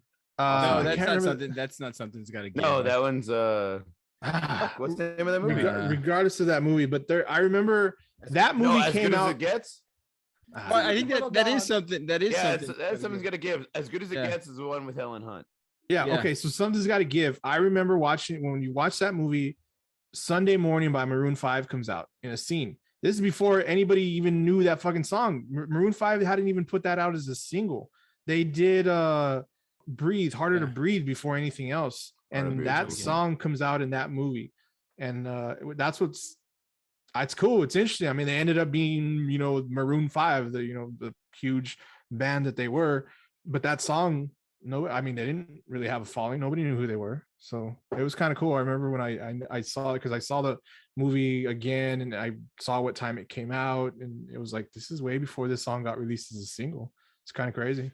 Actually, in Coyote Ugly, now that you say that or remember that, if you go, there's one part where I think the guy is at the bar or whatever, and in the background there's a guy called Andrew whatever, and he's singing Wherever You Will Go, which turns out to be later in, like, that was like 97, 98, that movie, 2000, 2001, The Callings, Wherever You Will Go turned into that song, and in it he was just singing it very acoustically in the background, not much to it. And then a few years later it actually became a single with the band The Calling. Well, Jeff Healey band in Roadhouse. They didn't, nobody knew who they were. Roadhouse. Yes. That's one of my fiance's favorite movies. You watch it all the time, and my dad actually knew Jeff Healey. Oh yeah? Yeah. Nice. Yeah, they became big after that. Yeah. Well, for a while, right? Yeah. And then he passed. So I don't know. I can't think of any. I'm sure we'll think about him when we're done. I'm sure I will come up with one, like I'll be trying to go to sleep or something, and I'll be like, "Fuck, I should have said that." I forgot. Yes, exactly. That's the way it works usually. This is gonna be way before your time, but John Cafferty and the Beaver Brown Band sang all the Eddie and the Cruisers soundtrack, and they became big off the Eddie and the Cruisers songs for a while. So ask your parents about it. That is Eddie and the Cruisers. Eddie. Yes, Eddie and the Cruisers on the dark side. Come on. I mean, I like old music, but I don't think I've ever heard of that. I don't think No? Yeah. You've never seen Eddie and the Cruisers? You got to check it out. No. Yeah. I don't know. Watch Good Will Hunting first. Yes. Okay. Do that. Sounds good. Great movie. I think on that, yeah. So yeah, that's basically our turned out to be more than 90s episode, but just soundtracks of the millennium, I guess. Kind of more so what we kind of touched on. Plus Eddie and the Cruisers. Yes. Eddie and the fucking Cruiser. God damn it. I'm just gonna think of Loveful, a romantic episode in a car, and then Touching Eddie and the hands. Cruisers. Well, thank you so much, guys, for spending your time with us. Our Yes. pleasure. Yes. Thanks for joining us again. This was so fun. I'm sure we'll do it again. I know you boys said you liked Britney Spears, so we want to do a Crossroads episode, maybe. Yeah. 20th anniversary is coming up. Only if it's Bone Thugs and Harmony, not Machos, Crossroads. Which that video, music video, one of my favorites of the 90s. So good. Awesome song. Yes. Hell yeah. Right? Yeah.